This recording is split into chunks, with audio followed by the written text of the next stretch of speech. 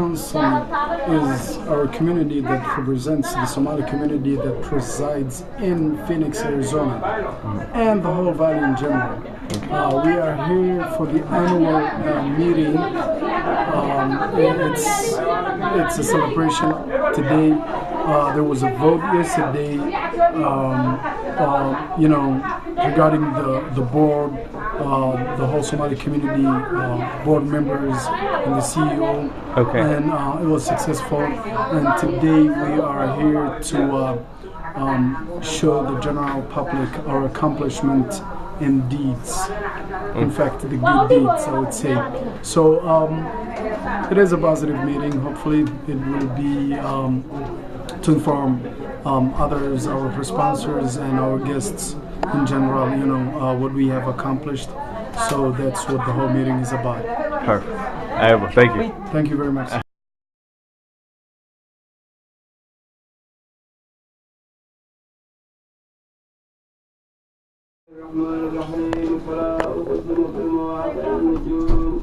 وإنه لقسم لو تعلمون عظيم إنه لقرآن كريم في كتاب مكنون لا يمسه إلا المطهرون تنزيل من رب العالمين وبهذا الحديث أنتم مدهنون وتجعلون رزقكم أنكم تكذبون ولولا إذا خلقت الحرقوم وأنتم من تنظرون ونحن أقرب إليكم ولكن لا تبصرون فلولا إن كنتم غير مدينين فارجعونا إن كنتم كافرين وأما إن كان من المكذبين ضالين فنزل من حميم وتصلية جحيم إن هذا لهو الحق اليقين فسبح باسم ربك العظيم صدق الله العظيم.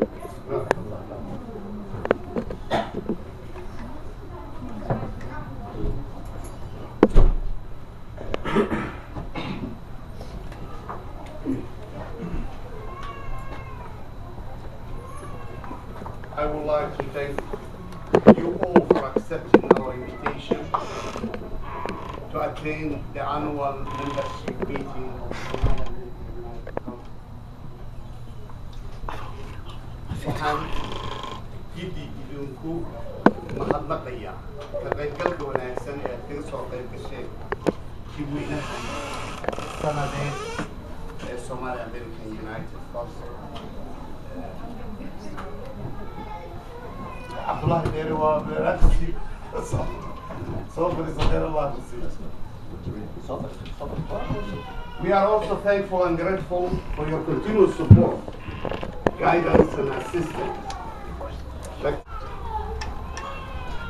We have been sustainable for 6 years and we're paying all our expenses, the rent and all our operating costs out of the membership fees and donation that we were getting from our people.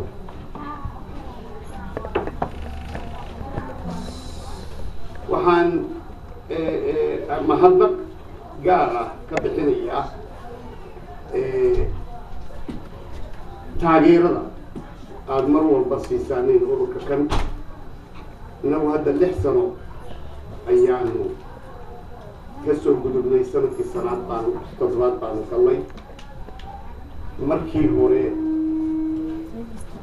waxaa la lahaa oo la aaminsanaa inaynaan inagu marnaba isku filaansho gaari karin ama inaynaan sustainable noqon karin oo hawl joogto ah marna inaynaan samayn karayn unless aynaan wax helin oo waxa marka horreeya waxa lagu xisaabaa wax la helo annagu waxaanu muujinay fadliga ilaahay fadligiisa waxaanu muujinay ilaahay baa xamdiga iyo shukriga leh ilaahay inoo kasay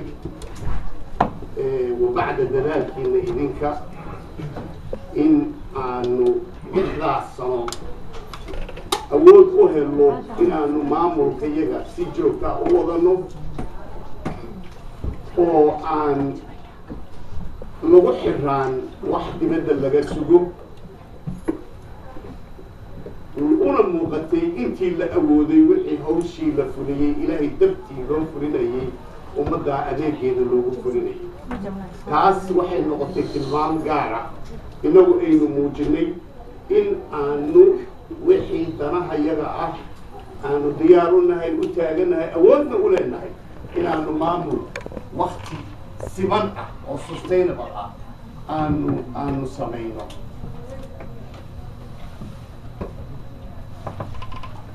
I would like to brief you a little bit and explain about Somalia's situation to better understand our situation. Actually, if you check on our website, you will get all the explanation about the refugees, how the situation started with the independence of African countries, specific country situation, the instability and lack of security that happens in different parts of the world due to a lack of leadership and tribalism. And welcome.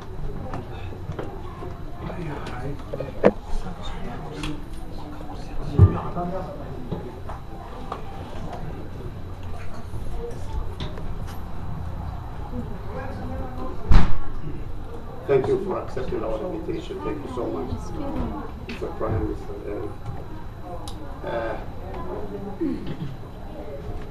So, if I will a little bit explain about Somalia's situation, Somalis suffering about the consequences of 21 years old civil war, the breakdown of the civil order, how difficult it may be for us in United States to understand that when that happened, there are atrocities, and especially upon female and minorities, to include assault of all kinds, including sexual assault, and witnessing the murder of very close family members.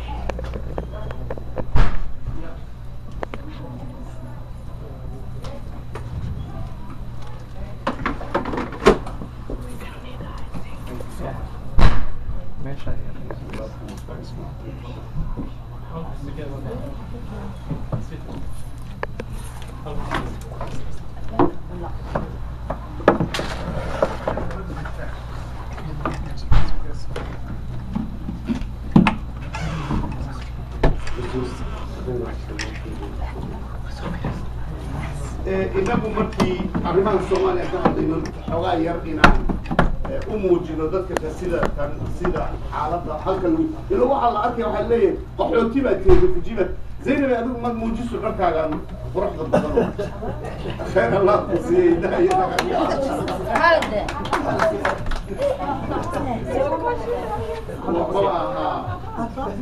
وها ما شاء الله ما شاء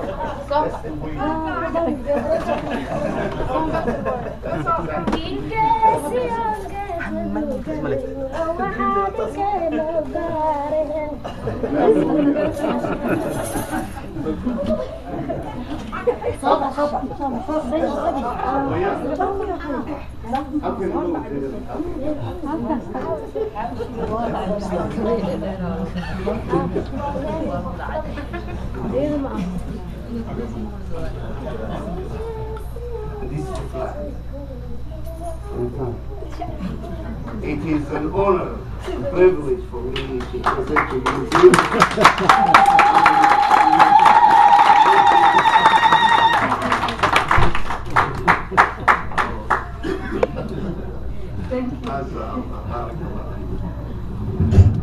حاولت مركز دلكي مركي لقى حد وحين يجي حوتي بقى هذا لقويه هايو ما توقعنا فسرتها سيدي لقويه أنا بدول خيو وبرواق والله ذنا الحمد لله رب العالمين لكن يترش وحاسوهم باوديني محايمي ترايباليزم أي فيو جريي أو مشاكل كانت القبيل محامن كذا عين وحد على إن مرحلة اسمه بدول بيرهدو أنا ماشي وايو بسيل بايجرين ووحن اللو أهين هجان أن اللو أهين فماشي كقبول نبكى أوليني أي وحي أبورتي instability وحي أبورتي lack of security than civil war أو لسكو ولا نعيسي civil war كم حكاني وحكاني إن دتكو أي la dilo atrocity timaado balaaya timaado qofkii qof ugu sokeeyey hortiisa lagu dilo muxuu ahaa waxyaaba sidaas oo kale taa dan maxay ku xigay xeryo qaxootiya dan markaas United States iyo meelihii loo sponsor gareeyay saas jarjarada markaad ku magciisiiso specifically dadku markay soo maraan umuuraha wax la yiraahdo post traumatic stress disorder bay la kulmaan ما لمست يا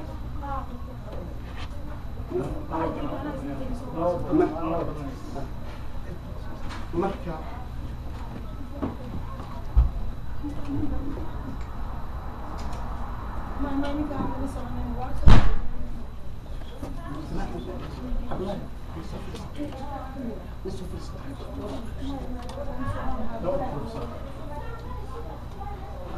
marka taas markay dhacday umurahaas oo dhan qofka halka yimaada waxa walwal buu qabayaa waayo waxaas oo dhan la kulmay iyo dhibkeedii baa la socda.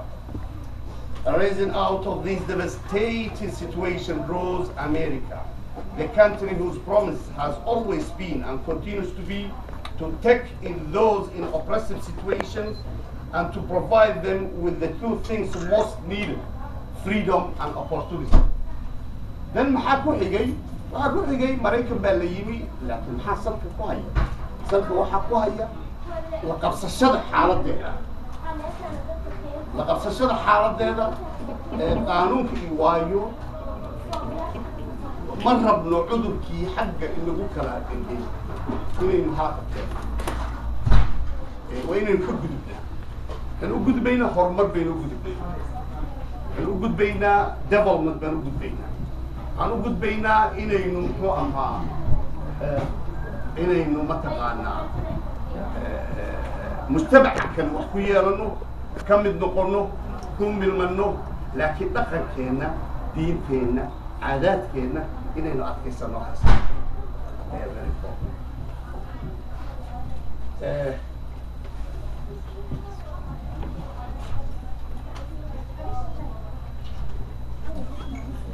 And so it has come to pass that there are about 11,000 Somali refugees in the Great Phoenix area. Marka waxaa soo dhan ka timaado Phoenix area ayaan u soo urureynaa ilaa 11,000 qaxootiya ayaa Somali qaxootiya ayaa maanta ku sugan Arizona Phoenix area. 4,000 11,000, 4,000, they came directly from Africa, also from the refugee camps.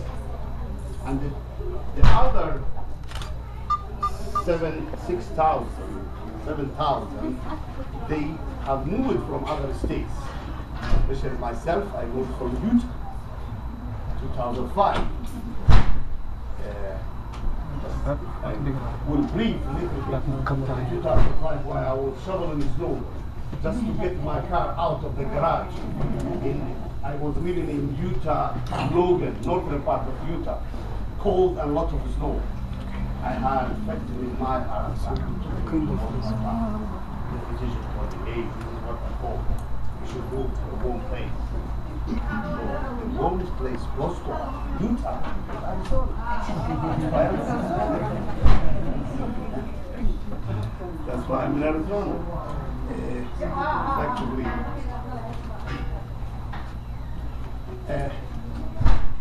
in this little bit effective,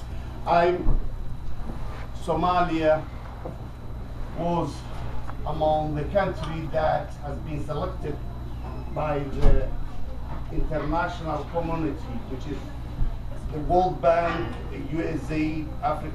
In 1970-80 has been promoted a rural integrated development program to take the developing country to self-sufficiency. Self-sufficiency on food so that receptivity can be built and created among the people. If the people are, poor, they will never, or feel hunger, they will never listen to any message that you are trying to transmit. So in this program of the Integrated Rural Development Program, extension program has been created, and then has been decided that the first program was established in India. That was in 1970. This program was effectively led by McNamara. McNamara, who at that moment became the chairman, the president of the World Bank. So, he effectively bringing together all the small-scale farmers in India and using the model of the extension system, training and visit, took that country to the self-sufficiency. Then has been said that, okay, this model should be expanded to other countries. And Somalia has been chosen as a pilot program for all East African countries. At that period, I was chairman of the national production for Somalia. And I have been assigned to become the chair for this program. It was managed by a committee, a project management unit, composed by the finances of this organization. And we started with the small-scale farmers to transfer this technology to the farmers. And we used the TRV system. Every village has 500 people. So the 500 people will be divided in 8 groups. And for each group, we select 6 people. So the 6 people will be contact farmers. And then the message, the extension worker will work directly with the contact farmers. The message, the demonstration code, the field days, and so on and so on. Everywhere outside. Through this way, There's people standing everywhere, walking around. 1986 has been declared Somalia self-sufficient. And then has been decided to transfer that message to the other East African countries. But unfortunately today everything has been destroyed by the civil war. All this construction has been destroyed. So the system that we use here, it is the people, for example, in our educational program, in our empowerment program, there is the people who are coming to the classes and getting directly the lesson from the teacher, from the instructor. And then there is the mentors that will pass that message to the other people who effectively does not have the privilege or the opportunity to come. sida ugu sahlan oo dadka la yiraahdo aqoonta loogu gudbinaya waayo dadka oo dhan ma wada imaan karaan galaasyada oo toos message-ka ama talada looma gaarsiin karo maxaa la sameeyaa empowerment program-ka halka ka socda effectively barnaamijyo waxaa jira empowerment program-ka breast cancer-ka 7 class-ka child care program-ka barnaamijyada hadda ESL-ka citizen class-ka Somaliland baxtaa lagu dhigaa actually we have some people who are coming here and learn Somali language too. So the class marka maxaa dadku yiri dadku dhan kama soo wada qayb gali karaan maxaa laga abuuraa dadka dhexdiisa dad mentor ah dad talada gudbinaya oo dadka aan awood u helin u gudbinaya bari dhaxlaasa effectively bigii baan tagnay oo aan meelaha that ka faa'iideystay baan taladaas soo aan crowded. Hopefully we'll get a bigger place next time. waxaan dib ugu noqday sida barnaamijkan Rural Integrated Development Program ku yimi oo 70kiiba adduun weynaha nin McNamara la yiraahdo baa wasiirka gaashaandhigga ayaa ilaah dibadda iyo dabadeed wuxuu noqday presidentka World Bank marka systemkaas dalalka soo koraya inuu laba qaybood baa jira adduunka waxaa jira qaybta waaso oo shuuciyada ah iyo qaybta tan demokraatigada ah oo World Bank nidaamkeedu ku lamaana marka maxaa la yiri aqoonta hal la gaarsiiyo wadamada soo koraya si uga baxaanin baahida oo adduun weynaha markaas maanta waa 7 milyan marka waxa lagu qiyaasay 6 billion maanta waa 7 billion the world population at that moment was 6 billion and out of these 6 billion 1.3 and they were living in absolute poverty, less than $1 a day. 1.2 billion, they were not having access to clean water. Close to 1 billion, they were malnutrition. So effectively, today 7 billion, then all the consequences, every day waxa ku dhimanayay umurahan 24 every day marka duwani waxa la okay dib hal soo tago hal magaciisu hal dhiso oo qaab laba qaab dadkii gaajada looga tiro waayo qof gaajaysan وهذا الديمقراطية كل شيء ما بفهم بوس بابنا ها وحسب كلام ما بفهم كلام وإلى العروش يقول حساب then receptivity بقى أبور بيسا the people when they have they are self-sufficient they have something to eat so that they will be able to listen to the message that they are trying to transfer to them otherwise there's no receptivity absolutely. So that was the message. Marka hore in receptivity la abuuray India laga bilaabo. TMV system extension model bay ahayd. Effectively Africa hadda toddoba qof baa Africa looga aqoonsay World Bank u aqoonsan tahay inay expert of the extension taas ay yihiin. TMV system anigu ka mid baa toddobada World Bank uga aqoonsay sababtuna waxa weeye India markuu soo gudbay Turkiya la soo mariyay Soomaaliya waxa la yiri pilot program ha u noqoto East Africa oo dhan marka waxaan ahaa gudoomiyaha soosaarka qaranka marka waxa la yiri xirf adigu qaado international community finance guarantee World Bank USA African Development Bank European Union United Nations FAO intaas oo dhan aan maalgelinaysa barnaamijka ninka dabadda guddi baan ku maamulay tabin ka socota World Bank ninka socota USA anigu gudoomiye ah project management unit ayaa lagu magacaabay waxa ku gaadhay self-sufficiency in 1986 has been declared Somali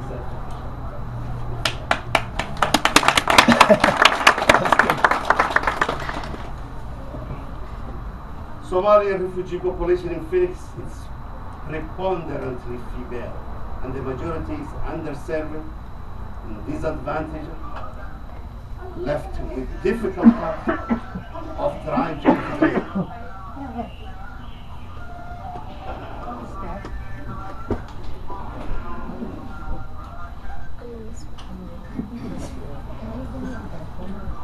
Imagine with effectively Somalia population 10 million. Was 10 million. No one knows how, today we didn't have any exact number of situations, but before the civil war, 10 million. Out of this 10 million, 60% are nomads. Nomads means moving after their livestock from place to place. 20% satellite farming. 20% they were urban, living in the city. So 60% of the nomads, they never had formal schooling. So illiterate in the whole language. They never had rule of law. The only system that they know, judicial system, tribal system, the traditional tribal system. Under the trees. 20% urban. They have not been able to get any formal school too. The 20% in cities, urban, only 16%. Well, effectively, when we calculate the rate of the literacy for Somali, and is limited in the urban area. So the people who came to the United States are composed by these different categories. So you can imagine all the difficulties that they had with all the situations that they went through, which is the civil war, tortures, abuses, and many other things. Then they came here, single mother, they have to take care of all their kids. With a situation from a male-dominated society, they came to a situation that they have to be in the forefront.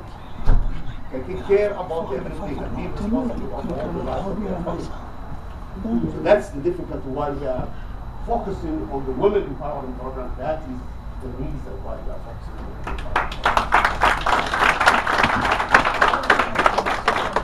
And out of the 11,000, we calculate that 50%.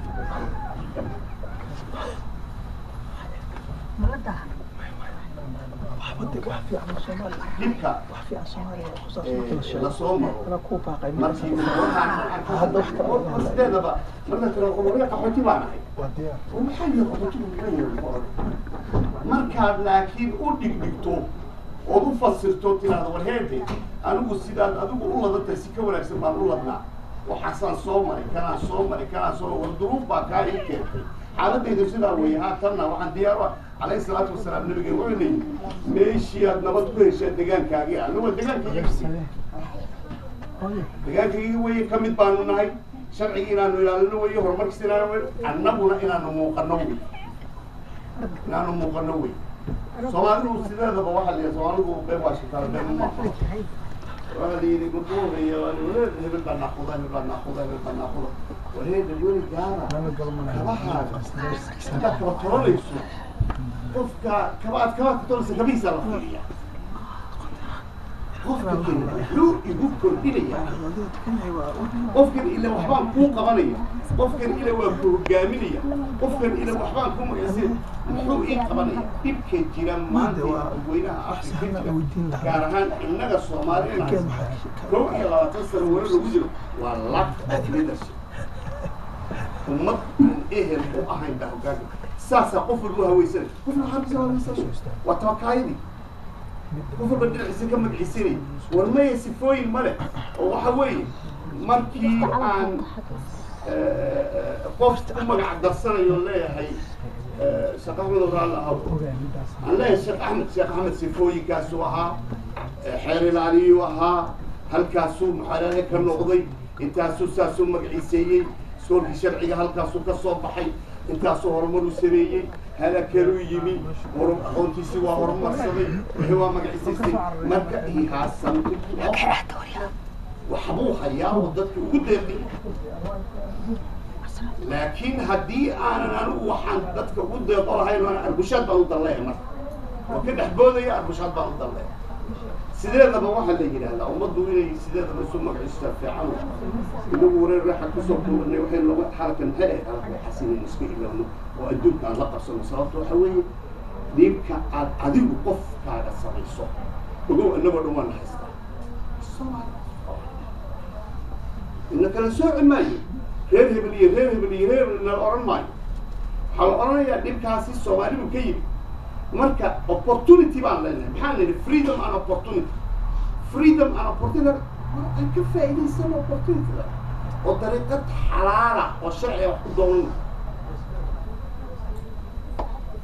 example baan sheegaya mentalityda communitooyinka laga qabo waa totally wrong aniga perception sababta waxaa kuburta waa la furaya mid aloo sahlo waa furaya waxay oranaya xoolaan doonaya bahal ma soo dhacday wax ma soo dhacay baa la oranaya war waxa soo dhacaya maxay halka kan aniga dadkii ila asaasay garabka fataxda gaaska waxaa jooga geela jooga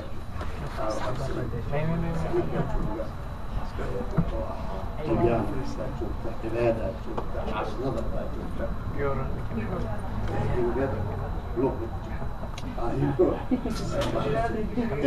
إيمان كان جوجا محانا السنين وحنا نجي وين الدراعات الدراعات حكوا بالدراعات membership aan oranayna shirkeena inaga faxayna out of kumigeena aan bixinayna inuu nalkala ku baxsanayna ijaafana ku baxsanayna dan maxaa soo haray dadka inaan nolol u abuuro wey mashaariic baan samaynayna garantiyaa baan qoranayna laakiin garantigaan qoranayna waxa weeye 2 qof baa mushaar ugu noqonaya 3 qof 9 qof baa mushaar ku qaata Soomaali Amerika maanta 9 qof baa ku qaata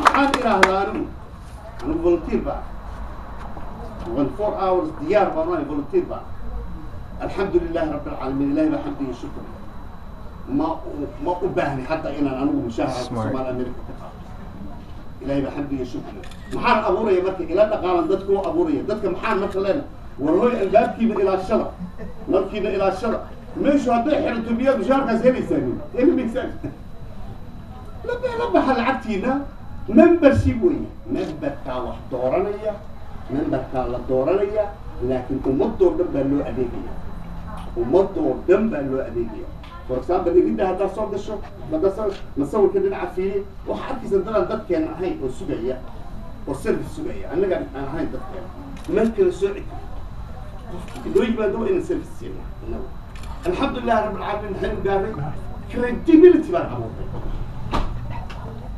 effectively the other day we were meeting and Mr. Prime Minister, they were in our meeting and we were talking about the possibility of applying the grant together, federal grant together. So, but basically what we said, the best thing here, we have created credibility. The first step is to build credibility so that you can show that your organization is functioning on a sustainable basis. Out of our donation and membership fees. So we are ready for that, and meantime, the other people, they will say, yes, these are people we trust. That's the way to create it.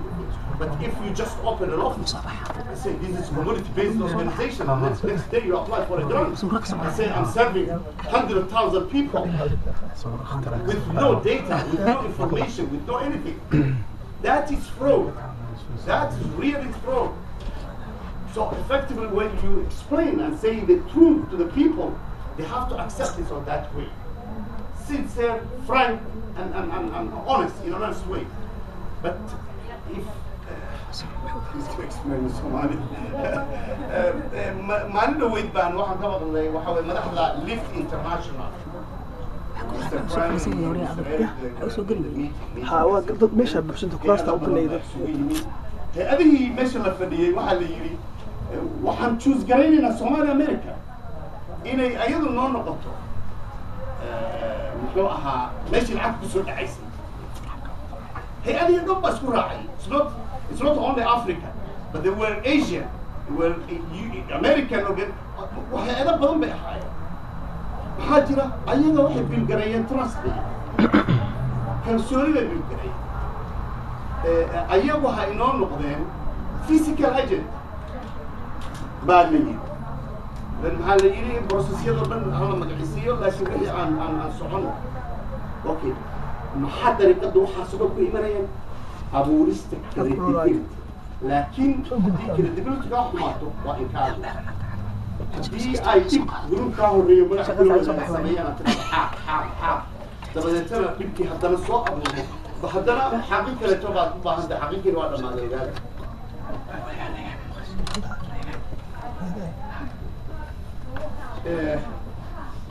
Somali America United Council is committed to provide a system and make sure that the refugee receive access to appropriate health care before it's too late, which will result in an increase to the positive social change, emotional support, and successful integration process. The Council implements programs that address the cultural barrier that prevent refugees from utilizing resources available to them. I'm feeling honored to present to you Small Chair Board of Directors, London Art Center. He's also the president of the Australian Friendship.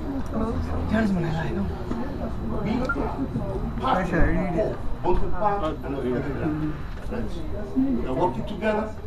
We have a team of people that continuously advises our people to benefit from the healthcare provider that Bunker Park is providing. And we have some mentors and case workers that who goes with the people, translate for them, and also explain to them the use of all the cases that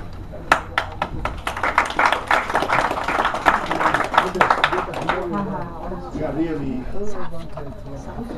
honored and privileged to have Ms. Hassan. She's director of Asian Pacific Community in Action. We are really excited. We agreed to that since 2012, and it is an honor for us. Thank you so much. Dr. Linda, she's helping the people. She went to India, she went to Asia, she went to Africa, Ethiopia, and next time she's going to Somalia. And she is helping the people, the poor people, the refugee people, and she does a noble task, really, noble job. And now, this year, we have been blessed to interact with her, and we will start. هذا هو أقول لك تهددك كذا ما سمعت.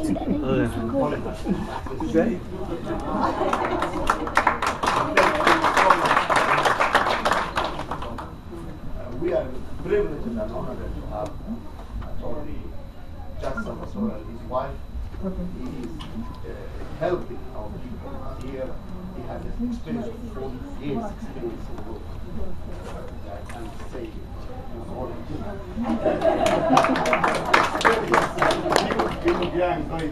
that's the experience.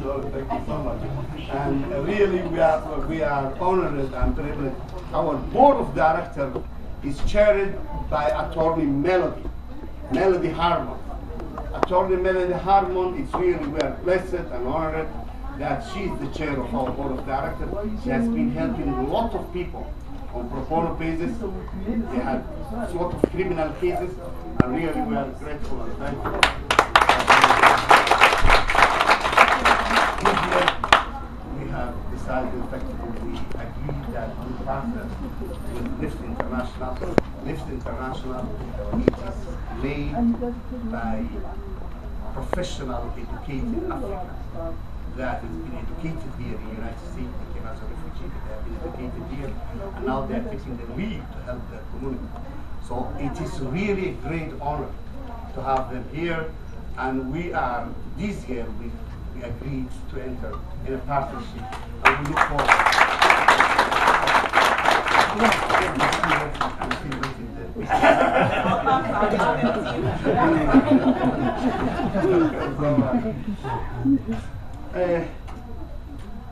The Consul program resolved to educate Somali refugees to help themselves and become self-sufficient. The Consul is committed to gathering evidence to show that the used method effectively achieves the goal and creates an effective and meaningful empowerment process for self-sufficiency. That is our goal. For example, every year we believe in transparency and accountability. That's what we do. Every year we have this membership, annual membership meeting. We are presenting our achievement, what we did. We are presenting our accounting situation, account and financial situation, and then we elect new board of directors and officers that will be the organization. That's what we are doing every year. So this year, the election has been conducted yesterday and has resulted that Attorney Melody Harmon, she is the board director.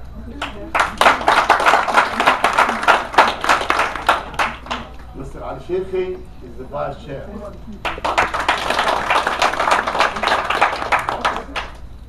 The old guy, Muhammad Ali Abukar, the Chief Executive Officer.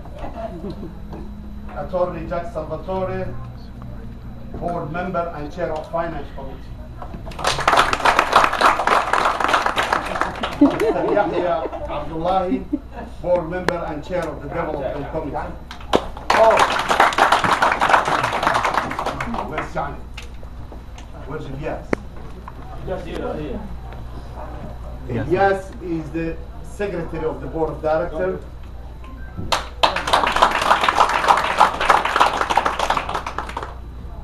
Mr. Saeed Adam is the co-founder of the Somali American International. Sadaf After. She's sure it's agent. She's not here. She's board member. عبد الحاوي عبد إنو. كويس. سوق. إيمان كيجا محمد إيمان.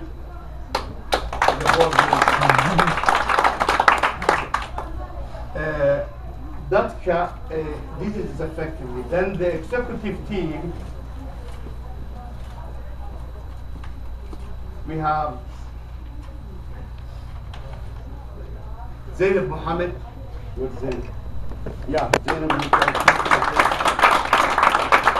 Vice President Education, Volunteers and Senior Support Services. Shani, where's Shani? Women Empowerment Program. Oh, Shani.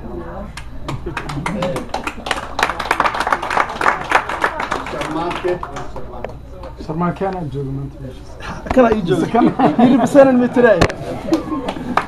Sharman Vice President Outreach and Community Mobilization. Musa Bilbil. كلا يجوز. شعني فتش Women Empowerment.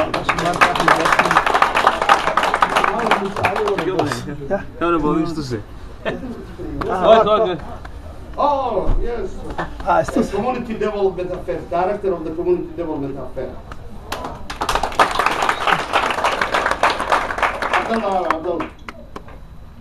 Abdullah, Director of the Communication Unit. Director of the Communication Unit. Nasruddin Abdullah Hassan, Director of the Youth Development Program and the coach for our soccer team. That's good. Sharman Keshire, Director Youth Enrichment and Sport Program, and he is the captain of the I think. Manager KZ Stars.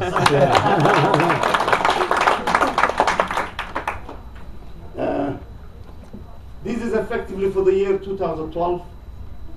The election has been concluded yesterday, and this is the result. I will like all the authorities to explain to us about the accomplishment of the year and the accomplishment. Let's talk about money first. I want to make it clear that anybody who wants to make a contribution at any time, you're more than welcome. Talk to those guys. And when you're a pilot, they say that any landing you walk away from is a good landing.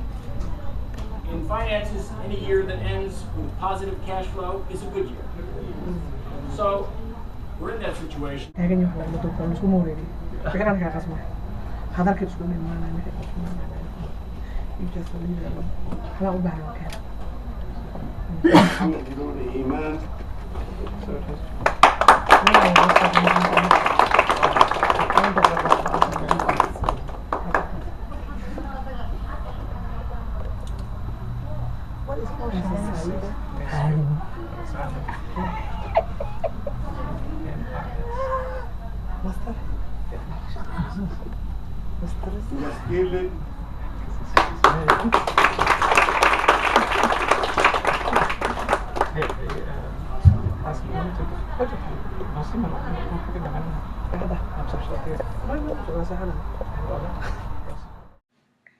waxaa foorandhaha iska fadhihi yoom faqiirahayn waxaa foorandhaha iska fadhihi yoom faqiirahayn Soomaalidu wada taqaan oon saluug lahayn barafa soo hor Maxamed Cali iyo badbaada jecel Soomaalida soo hodumahayo dameer xuneceb إلهي دهين عمري قيس النوب